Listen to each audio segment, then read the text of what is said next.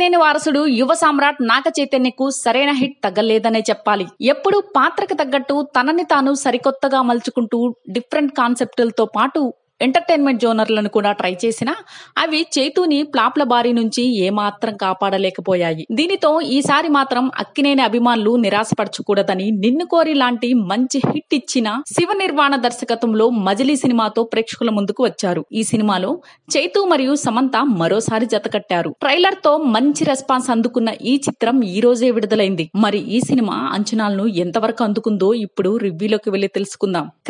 కథలోకి వెళ్ళినట్లయితే పూర్ణ అంటే నాగ చైతన్య క్రికెట్ అంటే ఎంతో ఇష్టమైన టీనేజ్ కుర్రాడిగా ఉన్నప్పుడు అన్షు దివ్యాంశ కౌశిక్ తో పెరిగిన పరిచయం ప్రేమగా మారుతుంది. కానీ అనుకోని పరిణామాల వల్ల ఈ ఇద్దరు వారి తల్లిదండ్రుల వల్ల విడిపోతారు. దానితో చైతు డిప్రెషన్ లోకి వెళ్లిపోతాడు. ఆ తరువాత కుటుంబ సభ్యుల ఒత్తిడి వలన శ్రావణి అంటే సమంతను పెళ్లి చేసుకోవాల్సి వస్తుంది. డిప్రెషన్ లో ఉన్న పూర్ణతో శ్రావణి తన జీవితాన్ని ఎలా గడిపింది, ఆ నేపథ్యంలో వీరిద్దరి మధ్య బంధం ఎమోషనల్ గా ఎలా సాగింది, పూర్ణ చివరికి మామూలు మనిషిగా మారాడా లేదా అన్నది తెలియాలంటే ఈ సినిమాను వెండితెరపై ఖచ్చితంగా చూడాల్సిందే. ఇక విశ్లేషణలోకి వెళ్తే నిన్ను కోరి లాంటి మంచి ఫీల్ గుడ్ చిత్రాన్ని అందించిన శివ నిర్యాణ నుంచి వస్తున్న రెండో సినిమా కావడం వలన ఈ సినిమాపై కూడా మంచి అంచనాలే ఏర్పడ్డాయి.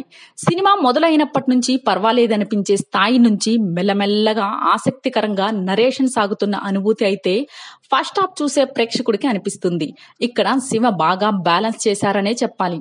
అలాగే ఫస్ట్ హాఫ్ లో చైతు మరియు అన్షుల మధ్య వచ్చే కొన్ని రొమాంటిక్ సీన్లు మరియు పాటలు ఆకట్టుకుంటాయి. అలాగే సినిమా సగానికి పూర్తయ్యేసరికి సరిగ్గా సమంత పాత్ర ఎంట్రీ ఇవ్వడంతో సినిమాపై మరింత ఆసక్తిని పెంచడంతో పాటు అక్కడి నుంచి సమంత పాత్ర కీలకంగా మారుతుందనే భావన హైలైట్ గా నిలుస్తుంది. ఫస్ట్ హాఫ్ ముగిసే సమయానికి సమంత పాత్ర ఎంట్రీ ఇవ్వడంతో సెకండ్ హాఫ్ పై మంచి అంచనాలు ఏర్పడతాయి. సెకండ్ హాఫ్ లో చైతు మరియు సమంతాల మధ్య వచ్చే కొన్ని ఎమోషనల్ సన్నివేశాలు బాగుంటాయి. కాకపోతే ఒకే ఫ్లో అయితే సెకండ్ హాఫ్ మొదటి నుంచి కొనసాగుతున్నట్లు అనిపించదు. అందువల్ల సినిమాపై ప్రేక్షకుడికి కాస్త ఆసక్తి తగ్గొచ్చు. అలాగే కథానుసారంగా చోటు చేసుకునే చిన్న ట్విస్ట్, డిప్రెషన్ లోకి వెళ్లిన చైతుని తిరిగి మార్చడానికి ప్రయత్నించే అంశాలు, ఆ నేపథ్యంలో సమంత నటన ఆకట్టుకుంటాయి.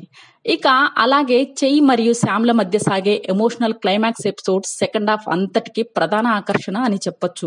ఇక నటీనటుల విషయానికి వస్తే నాగ చైతన్య సినీ కెరియర్ ను గమనించినట్లయితే రొటీన్ కథాంశాలను కాకుండా ఫలితాన్ని పక్కన పెడితే కాస్త భిన్నమైన కథలను ఎంచుకోవడం, వాటికి తగ్గట్టుగా తనని తాను ఆవిష్కరించుకోవడం మనం గమనించవచ్చు.